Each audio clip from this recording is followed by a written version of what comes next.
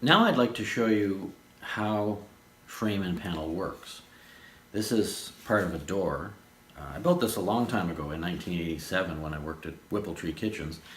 The bottom of the door got damaged, so rather than throw the whole thing out, I sliced it off nicely, and I use it in some of my seminars when I explain how this kind of thing works. But what you see here is the solid wood panel, and this is a stile, and this is a stile.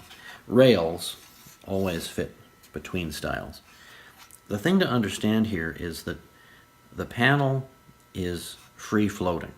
It's not glued into its slots at all. It may be held there right now, half-heartedly by the finish that's been applied, but there's no glue. And the reason for that is so that the panel can expand and contract seasonally. Wood expands and contracts with changes in moisture across the grain, but almost not at all along the grain, along its length. So the important thing to keep in mind when you're cutting your panels to width is that you always leave a little bit of extra space. In this case, the space just happens to be bunched up on one side.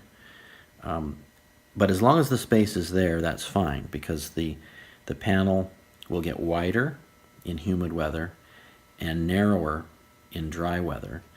And that's what this assembly has to be. That's what it's for, and that's what it has to allow the panel to do. If you try to glue the panel in place, it will hold it firm, but guaranteed over time you're going to get random cracks appearing here and there.